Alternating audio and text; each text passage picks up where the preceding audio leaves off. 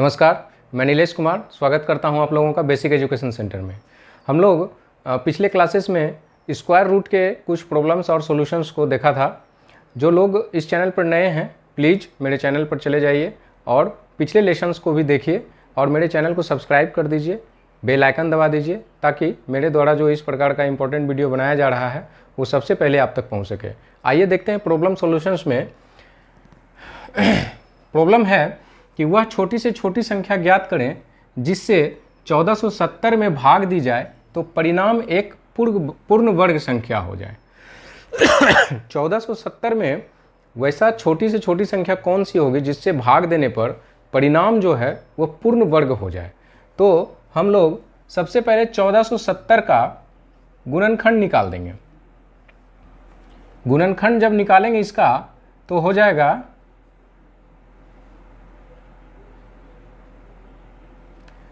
2 बार में 3 चौक 12, 3 पचे 15, 5 से 5 चौक 20, 5 नमा 20, 7 से 7। अब देखिए इसका गुणनखंड क्या आया, 2 इंटू 3 इंटू 5 इंटू 7 इंटू 7। अब देखिए 7 का हमारा वर्ग बन रहा है यानी 7 स्क्वायर बन रहा है इंटू 2 इंटू 3 इंटू 5। तो जो संख्या हमारा वर्ग बन रहा है इसमें कोई भी संख्या ऐसा नहीं है जिसका कि वर्ग बन रहा हो, यानी कि अलग अलग संख्या है। 3 है तो 1 है, 2 है तो 1 है, 5 है तो 1 है। तो इसको यदि हम गुना करते हैं तो 3 दूनी 6 और 5 30, 30 इंटू 7 स्क्वायर। तो ये जो ऑड नंबर है स्क्वायर को छोड़ करके ये जो ऑड नंबर हमारा 30 आया यही हमारा आंसर होगा। यानी कि 30 से 1470 में भाग देंगे तो वो संख्या हमारा पूर्ण संख्या, पूर्ण वर्ग संख्या निकल जाएगा। देखते हैं नेक्स्ट क्वेश्चन। हम लोग नेक्स्ट क्वेश्चन देखते हैं। ऐसी संख्या ज्ञात करें जिसका वर्ग 50 और 120 के वर्गों के योग के बराबर हो। तो सबसे पहले हम लोग संख्या मान लेंगे कि दी गई संख्या हमारा x है। अब क्या कर रहा है, ऐसी संख्या ज्ञात करें। संख्या क्या माने हैं हम लोग, x, जिसका वर्ग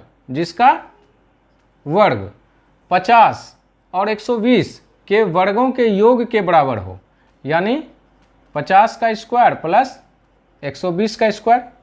तो एक्स स्क्वायर इक्वल टू कितना हो गया भाई, 2500 और प्लस 144 और double 0। X square equal to 2500 में इसको जोड़ देंगे तो कितना हो जाएगा, x इक्वल टू कितना हो जाएगा, under root 169, x equal to 130। ऐसी संख्या ज्ञात करें तो संख्या को x मान लिए हैं, जिसका वर्ग कर दिए 50 और 120 के वर्गों के योग के बराबर हो। 50 और 120 के वर्ग के योग के बराबर कर दिए, हमारा x का मान निकल गया 130। अगला क्वेश्चन देखते हैं। आइए इस प्रश्न को देखते हैं कि यदि दो संख्या के योगफल को प्रत्येक संख्या से अलग अलग गुना किया जाए तो गुणनफल 2695 और 3234 प्राप्त होता है। तो यह संख्या ज्ञात करें। तो इसका सॉल्यूशन हम लोग बनाते हैं कि संख्या मान लेते हैं x और y, दो संख्या है हमारा। अब क्या करा है, दो संख्या के योगफल को, तो योगफल क्या हो जाएगा x प्लस y, योगफल को प्रत्येक संख्या से अलग अलग गुना किया जाए। तो प्रत्येक संख्या से अलग अलग गुना करते हैं। एक बार x से गुना किए तो कितना आएगा 2695, और इसी संख्या को y से गुना करने पर 3234 आता है, 3234। अब इसको जो है हमारा ये एक इक्वेशन फर्स्ट, इक्वेशन सेकेंड हो गया। अब दोनों इक्वेशन को हमको सॉल्व करना है। कैसे से सॉल्व करेंगे, देखिए यहाँ से हम पहला इक्वेशन से लेते हैं तो कितना हो जाएगा, x square plus x y equal to 2695। उसी प्रकार से यहाँ भी देखिए कितना हो जाएगा, y square plus x y is equal to 3234। अब इसको हम लोग सॉल्व करेंगे तो देखेंगे कि x square plus y square अब प्लस 2xy आ गया इक्वल टू, इसको ऐड कर देंगे तो कितना आ जाएगा 9, 12 के 2 बाकी 1, 8 1 9 और 4 1 5, 5929। अब x प्लस वाई का होल स्क्वायर बराबर 5929 आ गया। तो x प्लस वाई का मान कितना हो जाएगा, ये जब यहाँ से स्क्वायर हटेगा तो इसका वर्गमूल निकल जाएगा, इस पर रूट हो जाएगा, तो इस पर रूट हो जाएगा तो इसका मान निकल जाएगा 77, यानी 5929 का हम लोगों को वर्गमूल निकाल देना है तो 77 हो जाएगा। तो हमारा x प्लस वाई का मान निकल गया, x प्लस वाई का मान 77 निकल गया। अब यहाँ पर हम लोग देखते हैं कि x प्लस वाई का मान रख देते हैं तो कितना हो जाएगा 77x equal to 2695, 77x equal to 2695। तो इससे x का मान निकल जाएगा, x इक्वल टू 2695 बटा 77, काट दीजिएगा, जो वैल्यू आएगा उसका वो आंसर हो जाएगा। फिर उसी प्रकार से x प्लस वाई का मान यहाँ भी रख देंगे, तो यहाँ रखेंगे x प्लस वाई का मान तो कितना हो जाएगा फिर 77y इज इक्वल टू 3234।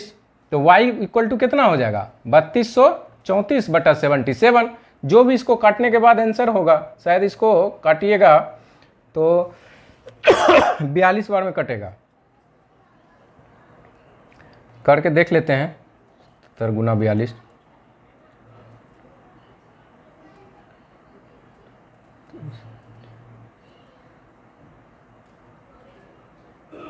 हाँ 42 बार में ही कट जाएगा। तो y का मान 42 हो गया। उसी तरह से इसको भी काट करके देख लीजिएगा, जितना 35 आएगा शायद इसका, तो यहाँ से हम लोग x और y का मान निकाल लेंगे। तो यहाँ संख्या ज्ञात करने के लिए बोला गया था, तो x का मान यहाँ से निकल गया, y का मान यहाँ से निकल गया। एक इक्वेशन हम लोग बनाए, उसको सॉल्व करके हम लोगों का x और y का मान निकल गया। अगला हिसाब देखते हैं, आइए इस क्वेश्चन को देखते हैं। नेक्स्ट क्वेश्चन हम लोग देखते हैं कि एक मनुष्य ने नगर के प्रत्येक मंदिर में उतने ही फूल चढ़ाए जितने नगर में मंदिर थे। उसने 8 टोकरी फूल खरीदे। कितना खरीदे 8 टोकरी। यदि प्रत्येक टोकरी में 1251 फूल हो तथा 8 फूल बच जाए, यानी 8 टोकरी वो फूल खरीदा है, अब प्रत्येक टोकरी में 1251 फूल है, और जब 1251 फूल को 8 टोकरी माने 8 टोकरी फूल खरीदा गया, एक टोकरी में 1251 था फूल, और सबको चढ़ाने के बाद उसका 8 फूल बच गया, 8 फूल बच गया। तो अब देखिए सबसे पहले हम लोग निकाल लेंगे कि फूल कितना वो खरीदा, क्योंकि हम लोगों को दिया गया है फूलों की संख्या 8 टोकरी है और प्रत्येक टोकरी में कितना है फूल 1251। तो ये क्या हो गया हमारा कुल फूलों की कुल संख्या कितना निकल गया 8, 8 5 40 के शून्य बाकी 4, 16 4 20 के शून्य बाकी 2, 8 2 10, इतना हमारा कुल फूल निकल गया। लेकिन पूरे मंदिर में फूल चढ़ाने के बाद 8 फूल उसका शेष बच जाता था, तो 8 इसमें माइनस कर देंगे, तो अब कितना फूल हो गया एग्जैक्ट फूल जो हम लोगों ने मंदिर में चढ़ाया था, ये हमारा निकल करके तैयार हो गया, इतना फूल हम लोगों ने चढ़ाया था। अब बात होती है कि शहर में मंदिर का संख्या हम लोगों से पूछ रहा है, तो मानते हैं शहर में मंदिर की संख्या x है और जितना शहर में मंदिर है उतना ही फूल चढ़ाया गया है। तो मंदिर है x, तो इस x में x ही फूल चढ़ेगा इज इक्वल टू कितना टोटल इतना, तो x square equal to 10,000, x equal to इधर से स्क्वायर हटेगा तो इधर रूट हो जाता है ऐसे, और x का मान इतना का मान कितना हो जाएगा 100, यानी शहर में मंदिर की संख्या कितना है 100। 8 टोकरी था फूलों की संख्या थी 1251, तो हम लोगों ने कुल फूल निकाल दिया, तो कुल फूल हमारा इतना निकला। लेकिन मंदिरों में चढ़ाने के बाद 8 फूल शेष बच गया था, तो 8 घटा दिए, तो एग्जैक्ट हमारा फूल इतना निकल गया कि इतना ही फूल हमारा मंदिर में यूज हुआ। तो मंदिर की संख्या कितनी है? x। जितना मंदिर है उतना ही फूल चढ़ाया गया, तो x मंदिर x फूल, तो x स्क्वायर इक्वल टू 10,000। और जब यहाँ से स्क्वायर हटाएंगे तो इस पर रूट हो जाएगा, इसका मतलब x इक्वल टू 100 हमारा निकल करके तैयार हो गया मंदिरों की संख्या। स्क्वायर रूट का हम लोग प्रॉब्लम एंड सॉल्यूशंस को देखे, पिछले लेसन में भी देखे, आज भी देखे। अब आगे हम लोग घन और घनमूल के बारे में पढ़ेंगे। आज के लिए इजाज़त दीजिए, धन्यवाद।